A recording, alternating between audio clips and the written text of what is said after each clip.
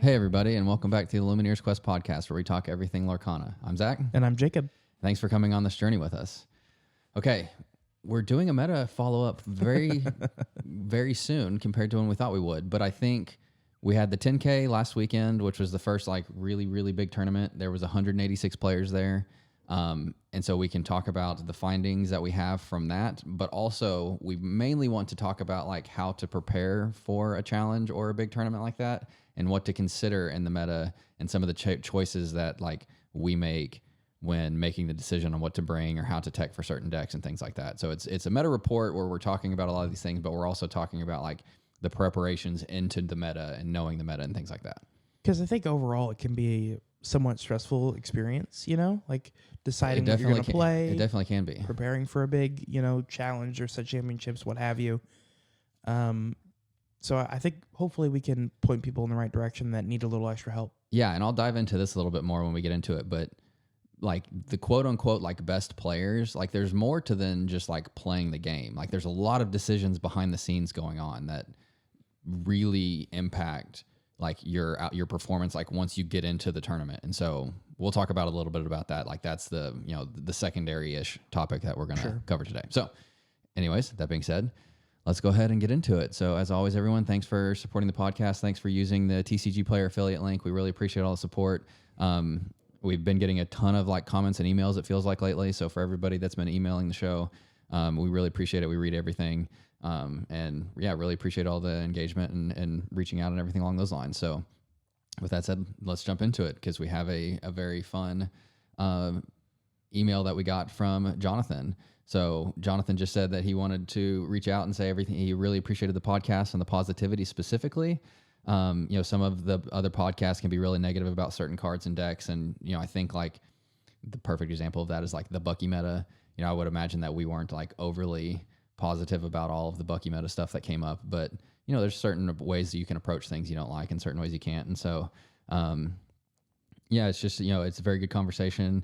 And he likes being a part of the conversation and, wants to know some of the stuff as the meta unfolds. And so, yeah, Jonathan, appreciate the kind words and listening and all the support, because, yeah, I think we kind of have that same mindset where there are definitely things that are negative, and, we want to cover the things that aren't necessarily great in the game and some of the struggles early on when there wasn't a lot of card availability.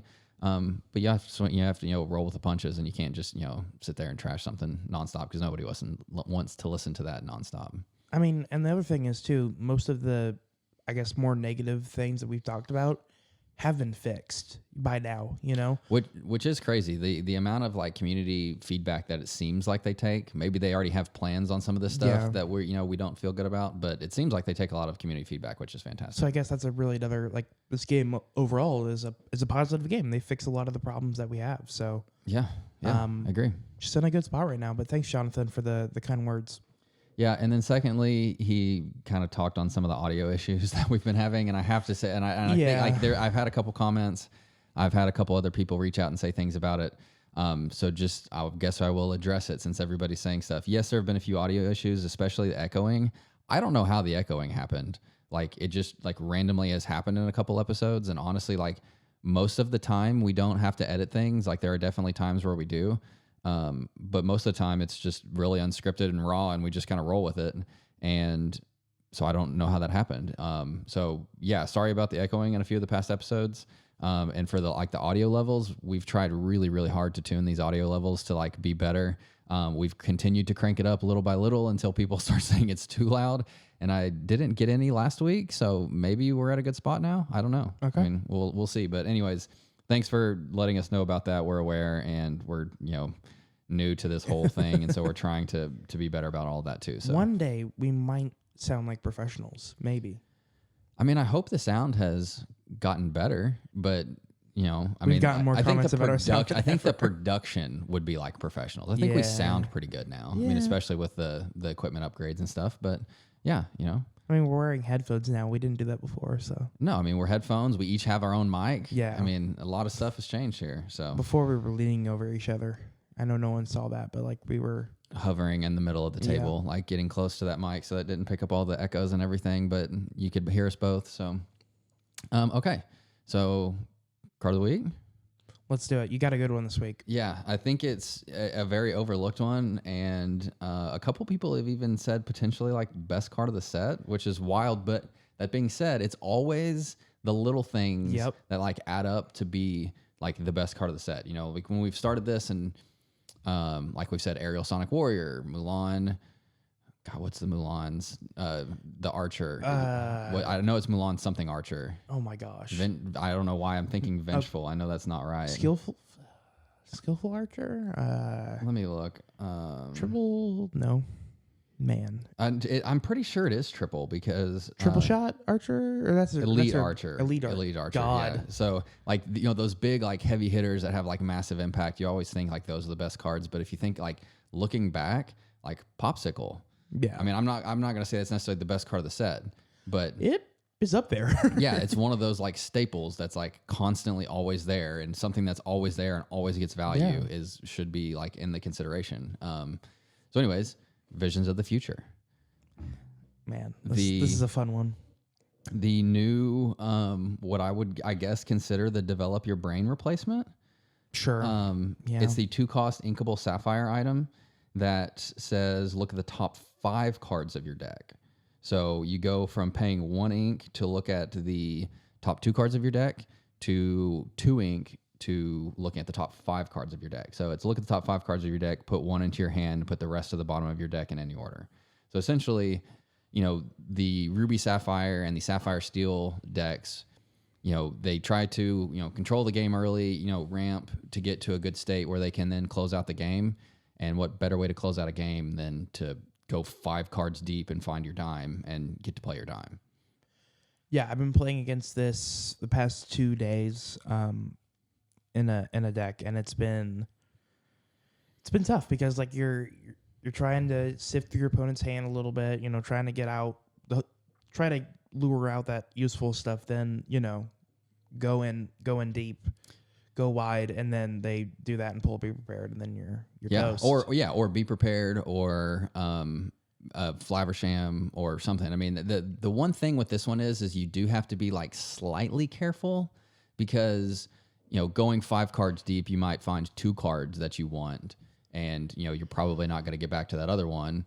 And so you have to be a little bit careful. But if there's something that like you are 100% like, I need this 1 card, like that's maybe the best card to do that. I mean, obviously, you know, like Whole New World's going to get you 7 cards, but there's a lot of other implications with that. And this is only 2 ink, and you're getting to go 5 cards deep. You know, Den, one of who I would consider like top 3 players right now, who has qualified in both the European and the U.S. championships, was playing 1 copy of Dig a Little Deeper, which I think everybody thought was insanity. I mean, this is like how many times? Like, this is like 100 times better than Dig a Little Deeper because it's 2 cost.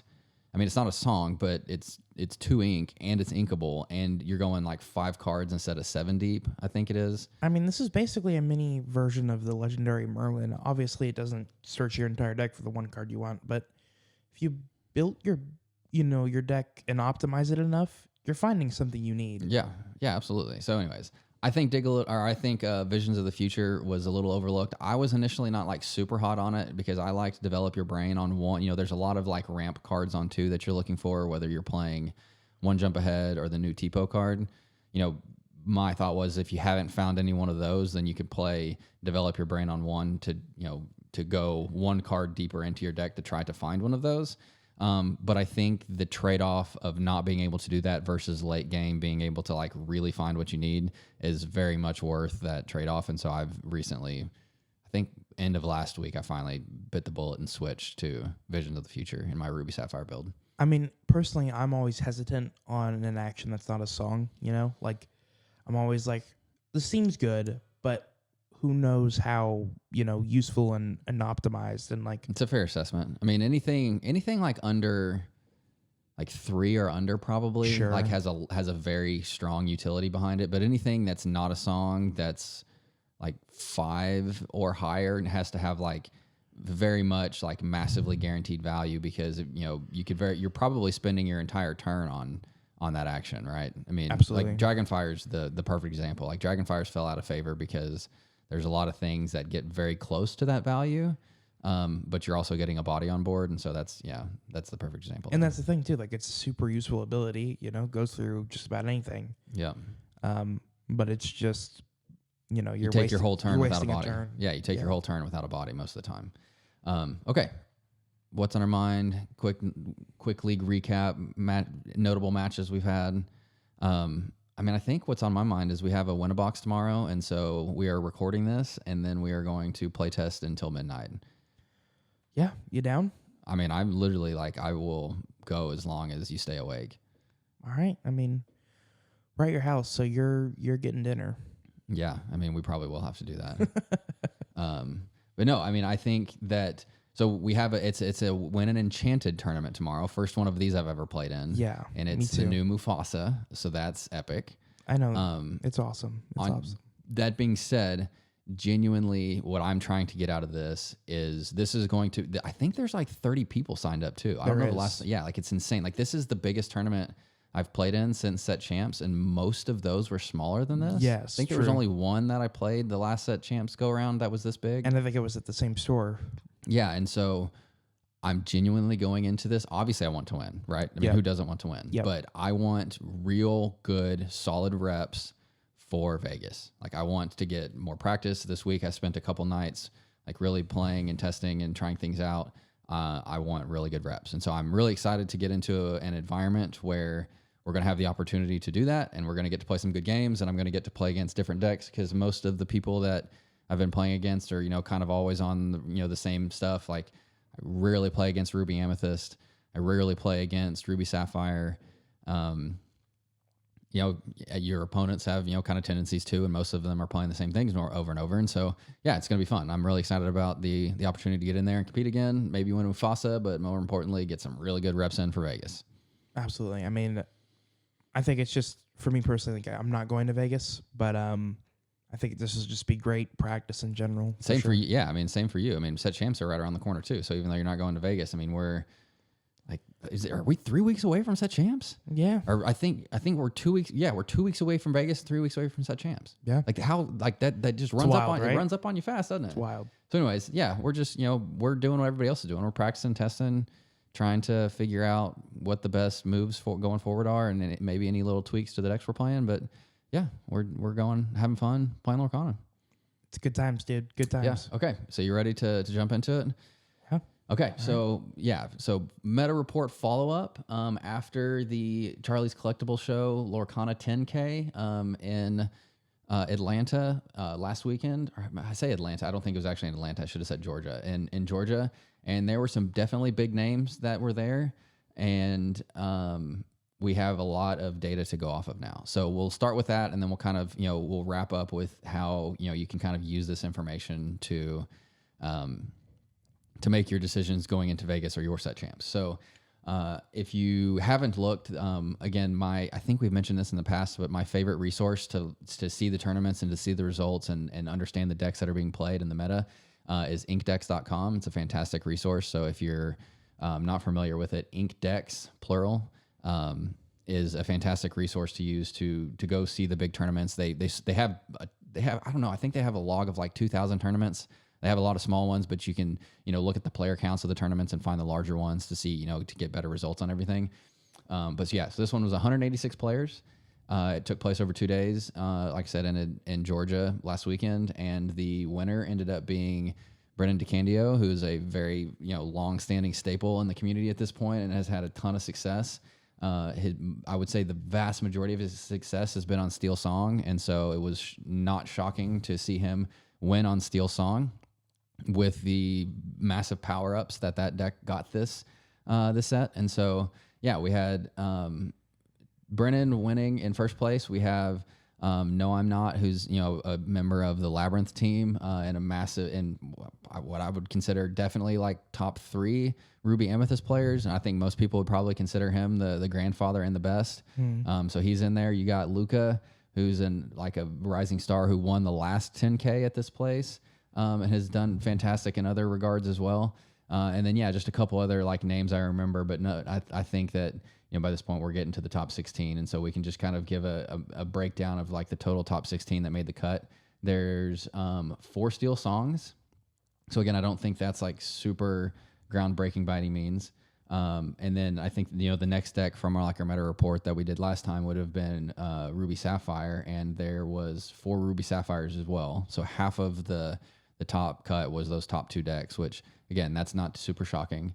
And then the third deck there was in 3rd, 4th, and 5th place. So I think the most consistently top finishers were Ruby Amethyst. Mm-hmm.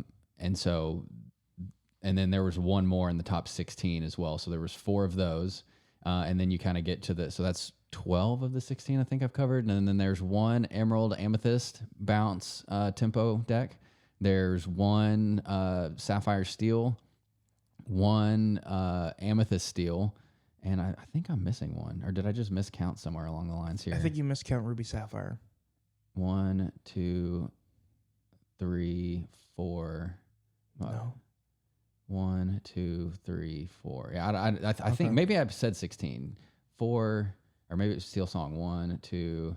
Oh, there's 5 Steel Song. That's where I miscounted. So 5 Steel Song, 4 Ruby Sapphire, 4 Ruby Amethyst, 1 Emerald Amethyst, 1 Steel Amethyst, 1 Sapphire Steel, and that rounds out the top 16. Okay. So you've got the 3 big dogs on top again. I mean, there's, it seems to be the last couple metas, there's been like, it's pretty open to like the decks that you can have success with. Like in Europe this past week, I know that the Emerald Amethyst has seen a lot of surge and a lot of better placements and a lot of placements into the top 4, top 8 of tournaments. And so that's seeing a little bit of a resurgence with some of the characters or some of the cards like Your Welcome, Clarabelle, and the new Mother Gothel obviously are all really strong cards that we have talked about as well.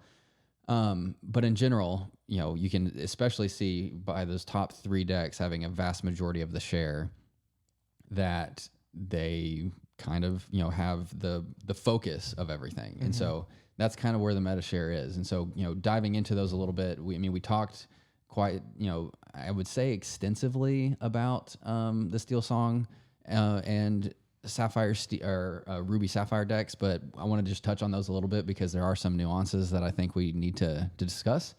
First one being DeCandio's back on Lanterns. So I watched and followed DeCandio a ton in the Stitch set champs time frame because I was playing Steel Song and I wanted to learn a lot of the lines, and he's always been very much a Lantern diehard, and I can understand why because you can, with Steel Song, you can, it helps you dump your hand and then ramp just like Ruby Sapphire or any of the Sapphire decks. And then you can Whole New World and get a whole new hand. And then you've got more ink to then go get bigger bodies on the board. But it was a very interesting one because I hadn't seen any decks with Lanterns yet thus far. So what's your take on the DeCandio Steel Song Lanterns deck? I think the great thing about Steel Song overall, this set specifically, is that there's, on numberings and just what's added in the deck, it really depends on your playstyle, like overall. So I think him playing DeCandio, specifically playing Lanterns, makes a ton of sense just because that's his, has been his personal preference for a while. Yeah, I think there's a strong core. Like I would say, I don't know, probably 40, maybe even closer to 50 of the cards now at this point are like very much like if you're playing Steel Songs, you're playing these 45 to 50 cards. But then there are a few slots then that are left to, kind of tech it the way you want. Mm-hmm. And Lanterns is definitely one of those ways for him. I've, played around with the Lanterns. He, like I said, I've very much followed him early on in my Steel Song learnings and really learned the power of the Lanterns when I won my first set champs with it. The one downside I would say, is it just doesn't have any closers. Like you're either running and you're closing or you're not. If you're not able to get there, there's no flutes, there's no locations, there's no passive lore generators. I've seen Alan thrown around a few times. And so if you aren't able to just like really hit your curve and like Lantern, Naveen on 3, Whole New World, and keep ramping and just like really running away with it, then I feel like you can just really, get kind of stalled out there at, 12 to 15 lore and not have any way to close it out against some of the control decks. And if that's the case, then, how do you win it? He wasn't running Piglet, or not Piglet, sorry. I don't know why I always get Piglet and Daisy mixed up. I swear every time I'm talking about Daisy, I say Daisy, and every time I'm talking about Daisy, I say Piglet. I get Smee and Pete mixed up all the time. Yeah, I do that too. So anyways, he's not running Daisy. There's like three what I have been, toying and tinkering with has been flutes, has been lanterns, and has been Daisy. The three ways that you can kind of like utilize those to close the games is like Daisy closes you on the front end, right? Like Daisy goes so fast early that she gets you to like 10 so that you only have to go from 10 to 20 instead of going from 0 to 10. Sure.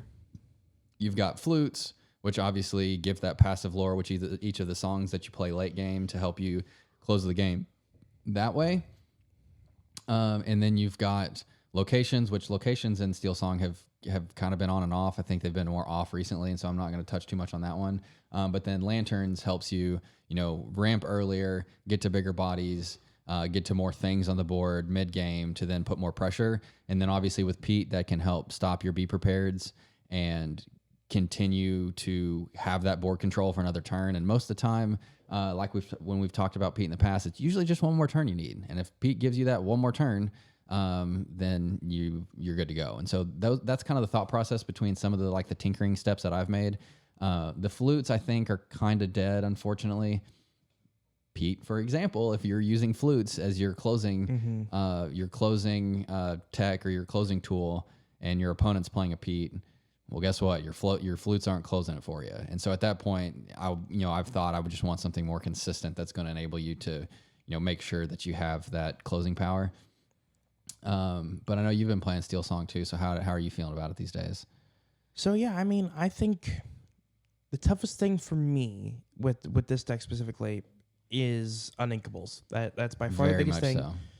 So in my opinion, I see lanterns as like a not super needed uninkable that's in the deck. Just my, preference. I'm not saying you're wrong. But think about Cindy 1, Lantern 2, use Lantern on like Robin Hood, and then on turn 3 you're negating Whole New World. I get it. I do understand where it's helpful. I do. But I think I'd rather, especially in this list with no songs, no locations, I'd rather have a Daisy. I do. I'm leaning more towards Daisy too. I'm not giving you a hard time because I disagree. I'm giving you a hard time just because I want everybody to understand why, if you're going this route, how that helps. There's also I know a lot of people have been making this cut, but there's no swords in this deck either. Most people have cut swords, and I think that's the right play because Daisy swords don't do anything to Daisy. Swords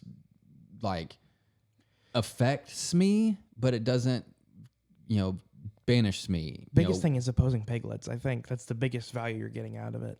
But if that's all you're going after, then just swords or strength and storm. Exactly. And so I think there's a lot of value that's been taken away from swords just by the cards and then again, Vanessa Ursula has 4 health as well, and so you're not taking it. So a lot of the turn 1, turn 2, turn 3 plays that people are, kind of leaning towards aren't, getting banished by swords. And so there's a little bit of that. I would also say in songs specifically, I know Tinkerbell is obviously still extremely relevant, but no Tink swords, which is where the real value came in, the last couple sets for your foxes and your goats and your rabbits and your snakes and all of those ruby amethyst cards, and then getting into some of the other early game cards that it can take out.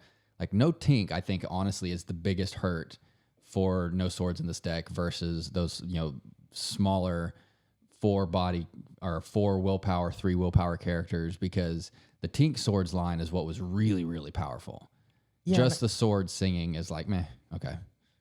I'm thinking about it right now. I personally, I have 3 Zeus and I have 3 Storm, and I'm running 2 swords. I think I'd much rather have an extra Zeus and Storm than 2 swords. I completely agree. I've been testing it both ways. I think there are some matchups where swords still does help.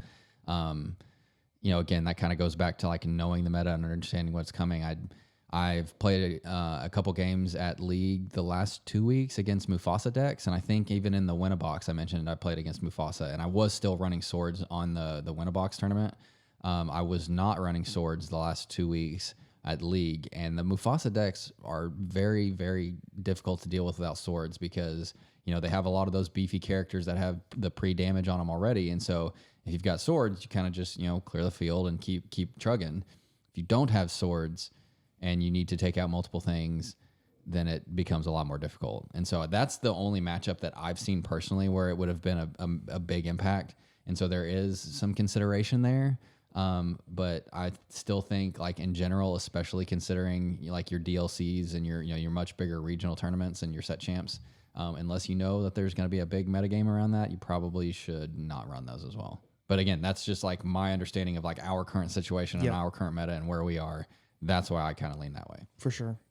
And so going back to this deck list, actually, I've been looking at a lot of people's views on this deck specifically because, I mean, this 10K tournament was kind of huge. One of the things that's going under noticed is the Four Naveen's, I think.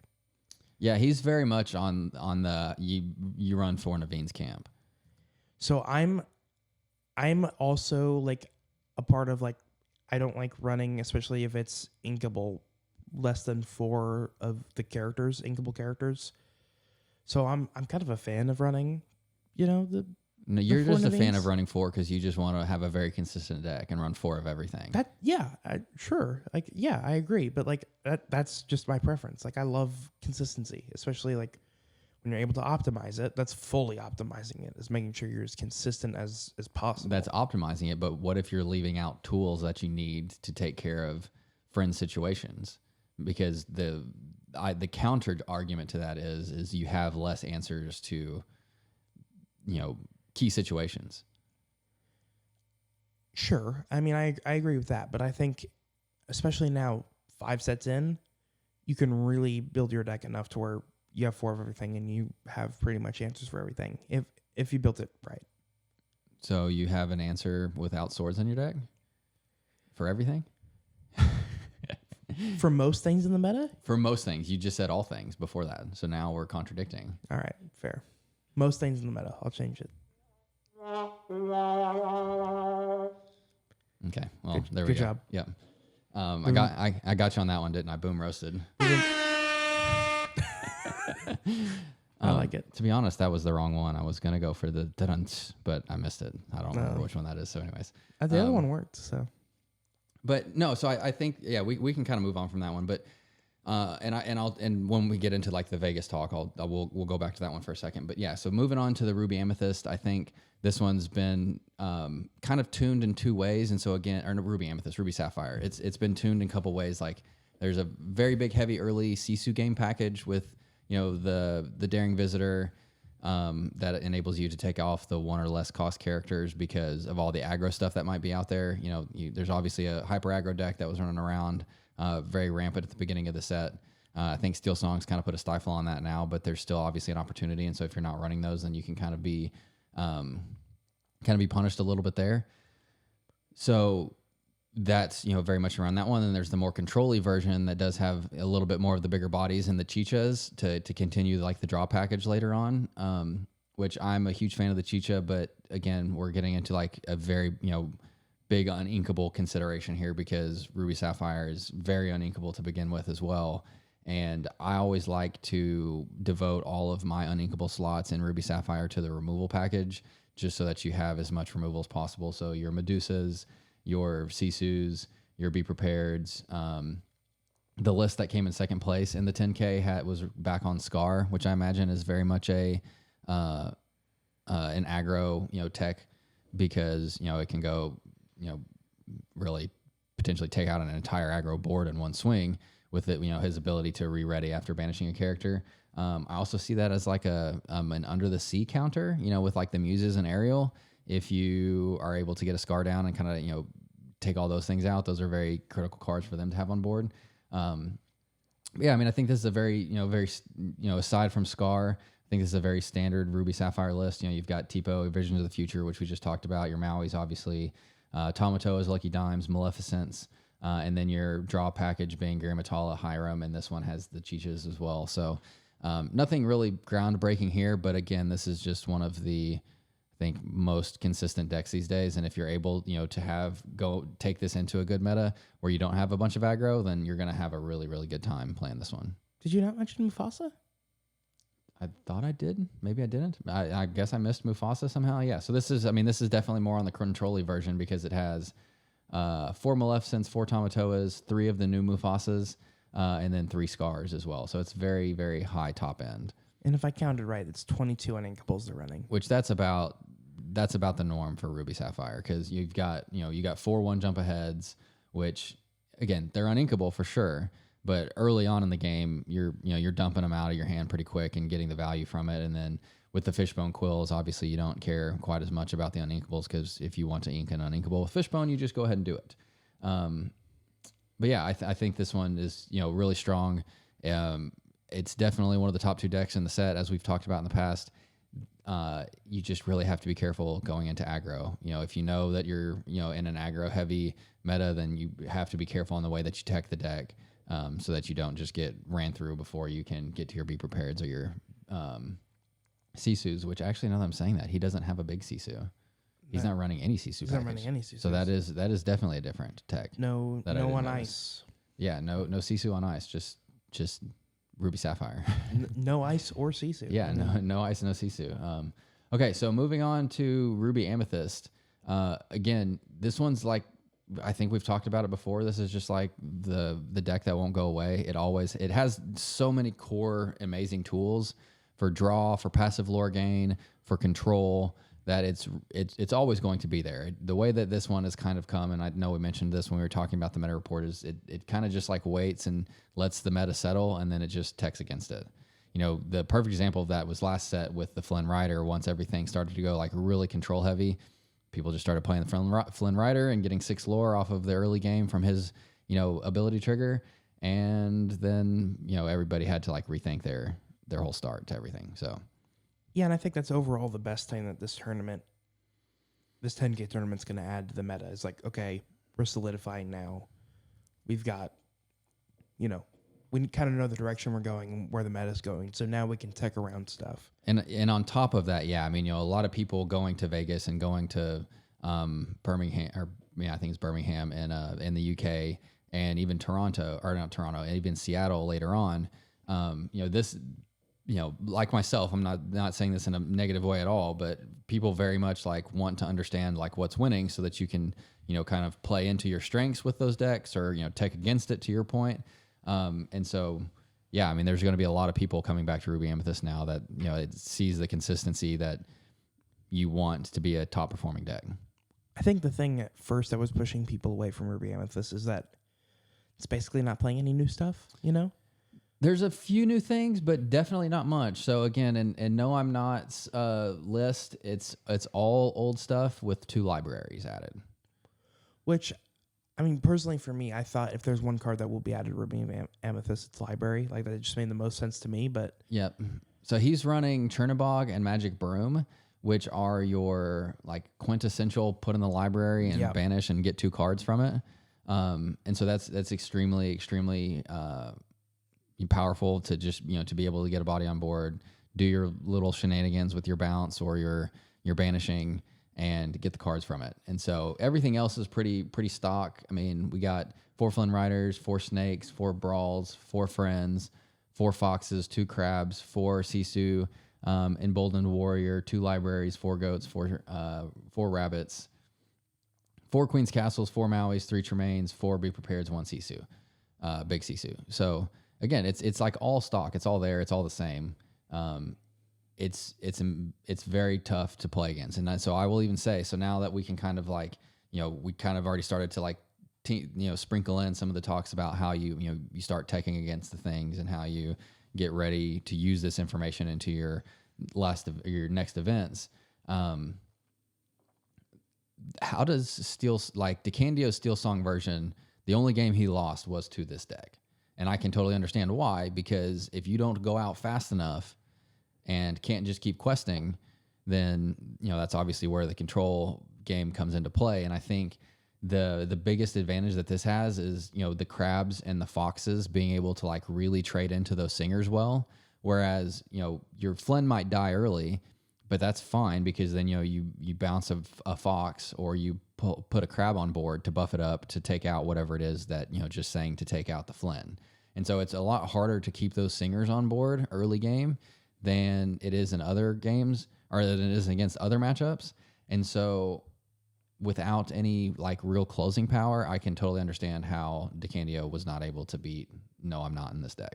And for sure, like, I mean, that deck wasn't running Daisy, but this deck clears Daisy as well. Like that's the biggest problem is Daisy's the biggest strength, and like you just said, clears Daisy easy.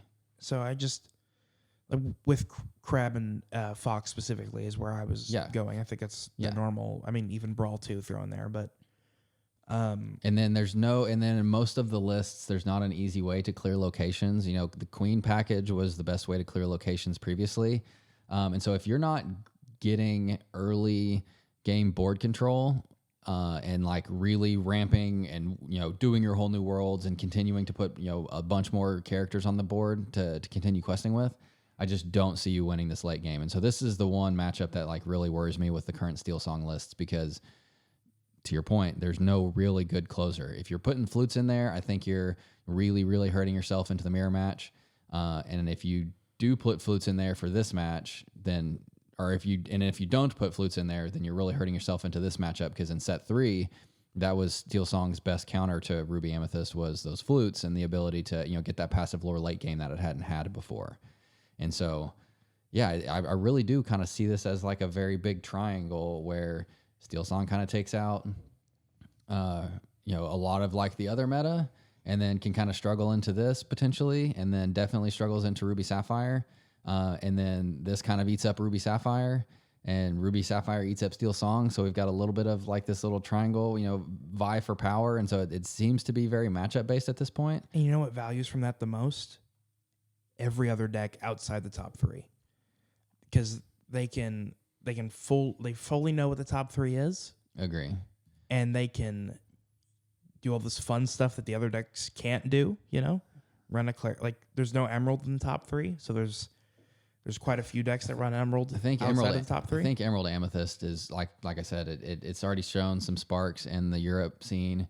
There was one in the top 16 in this 10K. And yeah, so I mean, I think that's a big one. I think Sapphire Steel has always been kind of like that fast follower, like Ruby Amethyst, to say, okay, what's the meta and how can I tech against it? Because it's obviously it's got the ramp, it's got the draw, it's got the removal. Like, what else do you want? Like, those are the 3 big things that you want, obviously. Sure. But yeah, so that's to your point. So that now let's kind of like shift over to like the second phase of this conversation here, where we say, now that we know what's going on, what do we do about it? So you can either play one of the strongest decks, which would, in my opinion, be one of those 3, and I mean, maybe this is a little early to say, but I would honestly, I might even throw Ruby Amethyst into that, like low S tier category because it's going to have good matchups into just about everything. The one thing that's holding it back, I think this set is Cusco. Cusco being able to clear locations, unencumbered was the biggest downside that Ruby Sapphire had last set, and now that that's kind of dealt with, I mean, that that's a big uphill battle for them, I think, not being able to close as quick as Ruby Sapphire came with Dime. But anyways, I digress. So, we have this info. What do we do now? As I kind of alluded to at the beginning of the episode, there's a lot of things to consider going into it. You obviously have to play test. You have to bring really good cards. I mean, you can't just bring a Puppies deck and expect to do good. So obviously a lot of it has to do with your preparation and your comfortability with the deck. And the cards that you bring itself. But another big piece I think that a lot of people overlook is understanding the meta and knowing what to expect and being very educated on the different top decks and what's going to be played, because like Hyper Aggro, for instance, it might, if you're going into a tournament where everybody else has Ruby Sapphire, GG's, you win the tournament. So understanding the meta and understanding the ground that you're walking into is a very important step. And so now that we know that, we can kind of have that conversation on what all this means. For sure. So again, Steel Song doesn't have a closer really right now. Its closer is Daisy up front for most people, for most games, for most matches. And if you're able to take out Daisy quickly, which again, Ruby Sapphire kind of seems to, Ruby Amethyst, is kind of in that realm, I think it's got a pretty decent matchup into Steel Songs. I think a good Steel Songs player is still going to be able to weather that storm and, get to 14, 15 lore and continue to put the pressure on. But if you're not able to, Whole New World and continue that draw and that pressure that it can put on with all those new characters that you just drew, then you're just gonna kind of fizzle out, and the goats and the castles and the libraries and everything are gonna close out the game for the Ruby Amethyst player. So yeah, I mean that's kind of how you can tech against it, and why I think Lanterns personally would be a kind of poor pick for Vegas. Sure, I agree. Like it's funny. It really is. It's somewhat comical because it basically is a game of rock paper scissors with these top 3 decks. And not only that, but like how they each think they're going to change based on the results. To your point, I mean, earlier on, like now we have the results, now what? Well, the results is they're all going to say, okay, what do we do to beat all these decks? And how do we shift, or how do we, tweak our decks to beat what we think is going to change and everything else? And so it's always like a little bit of a moving target too. Like, Steel Song is going to do this to try to tech a little bit better and to maybe have a better late game. Ruby Sapphire's got to, tech to be a little bit more aggro so that I can deal with some of these, early game threats. Ruby Amethyst is going to continue to do its thing to continue to try to, put the most pressure early game so that it can, close out the game with the castles and the goats. And so, essentially, like, what does that mean?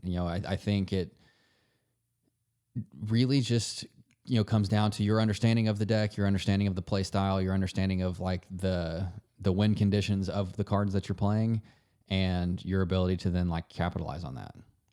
I mean, I also think personally that there's a counter argument to teching, and that's just do you absolutely just play to your strengths completely? Yeah, I 100% agree with that too. I think you can definitely reach a place where like you over tech, where it's like, okay, I've got these 3 cards to go into this matchup, and I've got these 3 cards to help me in this matchup, and then at some point the core of the deck kind of just starts to fizzle. And so, yes, I completely agree that you don't want to like over tech, but you want to still have a couple cards in there that, give you at least like hope into some of those, strong match or those tough matchups. Sure. I guess the other art, the point or to support your argument there is if you're having to tech against like everything, it's like, oh, I got to do all these things to beat all these different decks. It's that the core of it's probably just not good enough then. Sure. I mean, you probably need to rethink some of the core and like, put your foot on the gas and be in the driver's seat so that they have to continue to answer you. And if you're never being, able to get into that driver's seat, then it's going to be hard for you to have success. Also, at the end of the day, it's like, okay, I know I can beat all my strong matchups because I completely, I've completely solidified the core of this deck and it does exactly what it needs to do. Yeah. Now those other matchups, my bad matchups, I'll take the L on those. I just have to hope and pray that I get my good matchups because I know I can win those. There's a lot to be said about that too, and I'm pretty sure I talked about this when we had the episode on the DLC run that I had making the top 16. And again, it goes back to understanding the meta, understanding the matchups, and understanding the environment or the decks that you expect to be there. Because I went into a very Bucky heavy environment knowing that was going to be the case, and very, very, very lightly teched against Ruby Amethyst just so I could try to go 1-1 into that matchup. But yeah, same thing here. Like I think that's a perfect point that you have to consider is that there is definitely luck involved. Like you have to get good matchups. You can't, if you go in to your worst matchup 5 rounds in a row, you're just not going to make the top cut. Like the chances are you're gonna take a couple draws or you're gonna take a couple losses, and there's just nothing you can do about that. And so again, that's where the importance of understanding the meta and understanding what you expect the meta share of these different decks to be, so that you can go into those matchups as strong as you can, and then hope you only see 1 or 2 of the matchups you want to avoid. Absolutely. I mean, it's I know it can be a little overwhelming. It's a mind game. It's a mind game. It's an absolute mind game. So, and I guess the last point that I'll make, and then we'll kind of start to wrap up here is, so, the playing field is obviously like the match once you sit down for your round and you're playing the cards, but there's so much behind the scenes that I think people that are like new in the game or wanting to be more competitive or trying to get, that edge may overlook. Right. There's all of the studying you have to do about the meta. There's all the studying you have to do about the expectations on what's going to be brought to the championships and what to expect for any of those tech cards or any of those like minor little tweaks that might come up that are going to affect the the way that the games are playing out. And if you're not doing that and you're just bringing the good cards, then great. But, there's just all that other homework and all that others like mind games that come into play. And, I like the mind game, I guess, that I can give a good example of is like I was playing the no wheel version of Sapphire Steel in Fort Worth, and two of my matchups were mirrors, and both of them were playing the wheel version, and both of them didn't realize until way too late that I wasn't playing the wheel version. And so them having the whole new world very much benefited me in a couple of those situations. And so again, like those mind games and the understanding the meta and everything you can do as homework before you get to the venue is just as important as your ability to play the cards. It truly, really is. I couldn't agree more. Yeah, I think that kind of covers it. Is there anything else that we haven't talked about that you want to say? I mean, I guess let's just jump back real quick and let's talk about the Emerald Amethyst deck, because I think this is one that is on the rise that we could run into quite significantly, and it has been teched quite differently now. I don't want to go over the whole thing because it's still very much the bounce tempo deck that we were familiar with in Chapter 3 with your Cloud Kickers, your bounce package from Amethyst, some of the early game pressure. But the big, there's a couple big, top end cards. We've got the Ursula Sea Witch Queen, the new Mother Gothel, the new Clarabelle, the new Elsa, the Fifth Spirit.